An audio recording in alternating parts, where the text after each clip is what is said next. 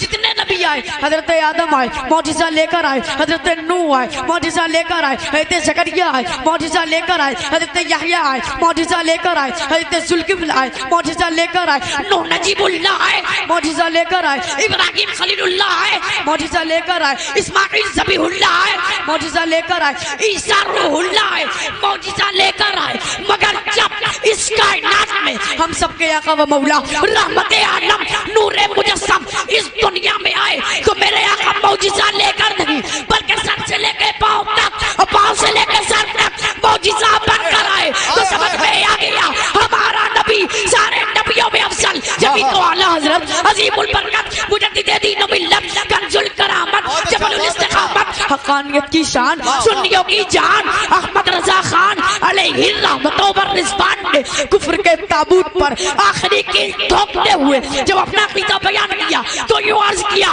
خلق سے اولیاء، اولیاء سے رسول اور رسولوں میں آنا ہمارا نبی۔ نحمده ونصلي ونسلم على حبيبه الكريم اما بعد فاعوذ بالله من الشيطان الرجيم بسم الله الرحمن الرحيم لقد جاءكم رسول من انفسكم عزيز عليه ما عنتم حريص عليكم بالمؤمنين رؤوف رحيم صدق الله العظيم وصدق رسوله النبي الامين الكريم والحمد للہ رب العالمین۔ آئیے سب سے پہلے گنبد خضرا کے جانب لو لگا کر والہانہ و عاشقانہ انداز میں درود و سلام کا نذرانہ پیش کریں اور جھوم جھوم کر پڑھیں اللہم صلی علی سیدنا و مولانا محمد مبارک وسلم صلاۃ و سلام علیک یا رسول اللہ صلی اللہ تعالی علیہ وسلم۔ حضرات محترم،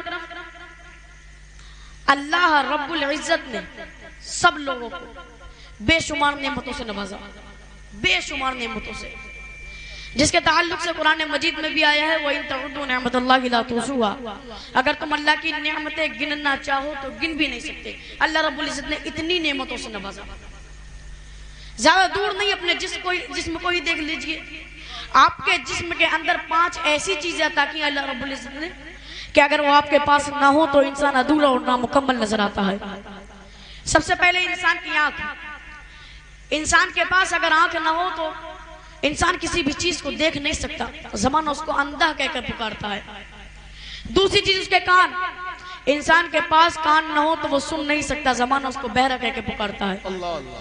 تیسری چیز اس کے ناک، اس کے پاس اگر ناک نہ ہو تو وہ کسی بھی چیز کو سونگ نہیں سکتا۔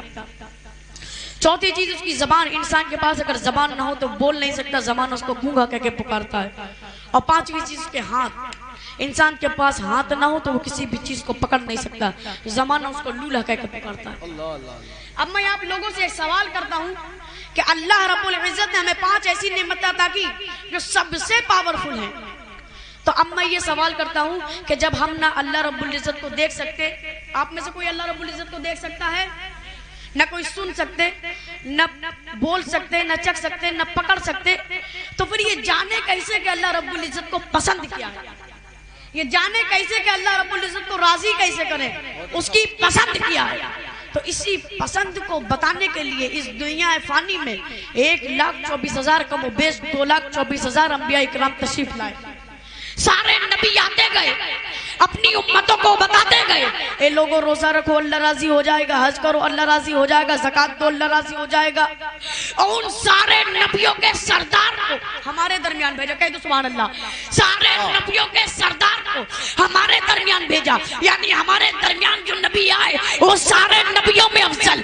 آپ کو اس بات کی میں آپ کو ایک مثال دیتا چلوں کہ حضرت آدم سے لے کر عیسیٰ روح اللہ تک جتنے نبی آئے، حضرت آدم آئے معجزہ لے کر آئے، حضرت نوح آئے معجزہ لے کر آئے، حضرت زکریا آئے معجزہ لے کر آئے، حضرت یحییٰ آئے معجزہ لے کر آئے، حضرت ذوالکفل آئے معجزہ لے کر آئے، نوح نجیب اللہ آئے معجزہ لے کر آئے، ابراہیم خلیل اللہ آئے معجزہ لے کر آئے، اسماعیل ذبیح اللہ آئے معجزہ لے کر آئے، عیسیٰ روح اللہ آئے معجزہ لے کر آئے، مگر جب اس کائنات میں ہم سب کے آقا و مولا رحمت عالم نور مجسم اس دنیا میں آئے تو میرے آقا معجزہ لے کر نہیں بلکہ سر سے لے کے پاؤں تک اور پاؤں سے لے کے سر تک معجزہ بن کر آئے، تو سمجھ میں آ گیا ہمارا نبی سارے نبیوں میں افضل۔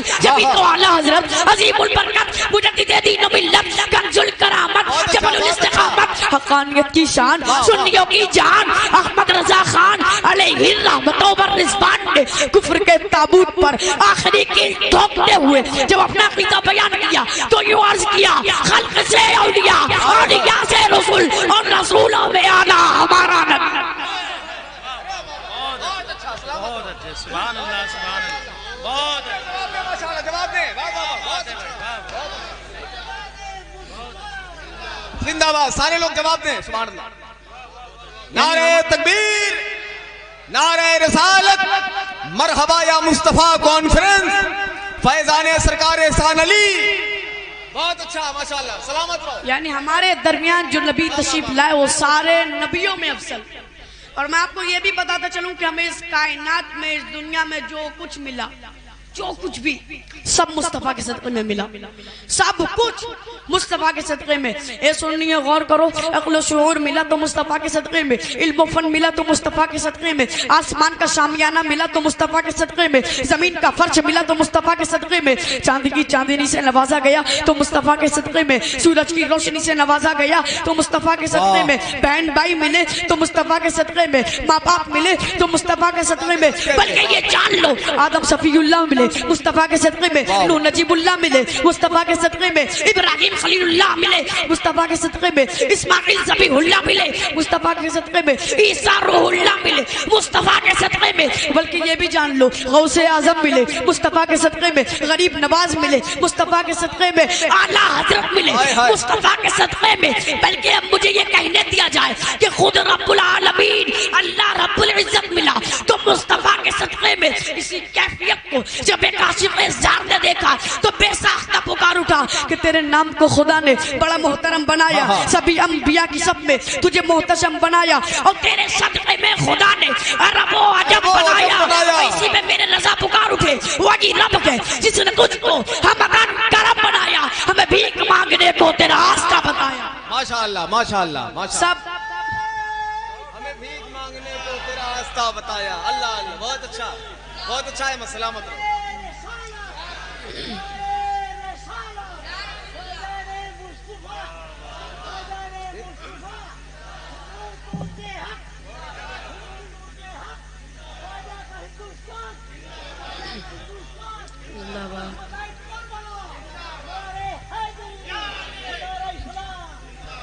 جو کچھ ملا سب مصطفیٰ کے صدقے میں.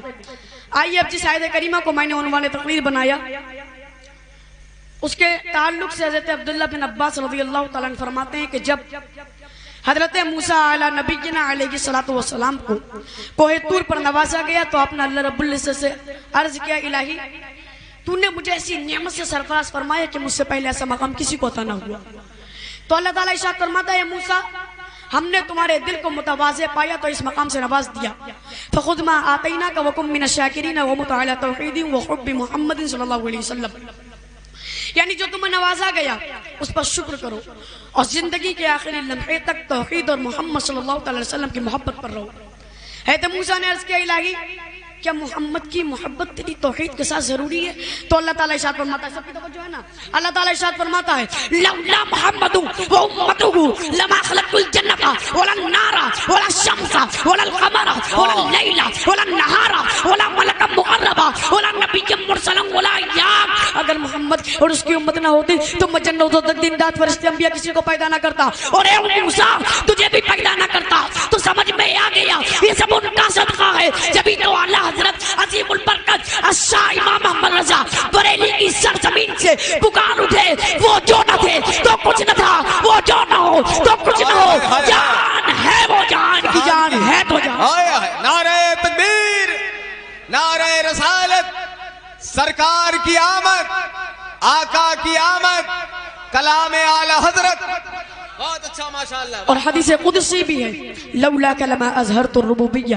اللہ رب العزت فرماتا ہے اگر تم نہ ہوتے تو میں اپنی ربوبیت کو بھی ظاہر نہ کرتا. آپ غور کریں کہ اللہ رب العزت نے بے شمار نعمتوں سے نوازا. یہ بات میں بتا چکا ہوں اور کسی پہ احسان نہیں جتایا آنکھ عطا کی، کان عطا کیے، پیر عطا کیا، بہن بھائی عطا کیے، ماں باپ عطا کیے، لیکن احسان کسی پہ نہیں جتایا. لیکن جب اپنے پیارے محبوب کو اس کائنات میں بھیجا تو اللہ رب العزت قرآن مجید میں فرماتا ہے لقد من اللہ علی المؤمنین اذ بعث فیہم رسولا، یعنی اللہ نے مومنین پر بڑا احسان کیا ہے کہ ان میں بڑی عظمت والا رسول بھیجا. یعنی جب ہمارے آقا کو بھیجا تو احسان جتلا دیا. یعنی یہ وہ نعمت عظمیٰ ہے جس پر اللہ رب العزت نے احسان جتلا دیا. چلیے جس آیت کریمہ کو میں نے عنوان تقریر بنایا اس کی مختصر تشریح سماعت کیجئے. کلام پاک کا ارشاد لقد جاءکم رسول من انفسکم، یعنی تم میں سے تمہارے پاس ایک رسول تشریف لائے. اور آپ غور کرو کہ اگر وہ تشریف نہ لاتے تو رمضان، قرآن، ایمان، غرض یہ کہ کائنات کا کوئی بھی ذرہ وجود میں نہیں آتا. غور کریں کہ پوری دنیا میں، تمام دنیا میں عرب افضل، عرب میں قریش افضل، قریش میں بنو ہاشم افضل، اور حضور علیہ السلام بنو ہاشم میں پیدا ہوئے.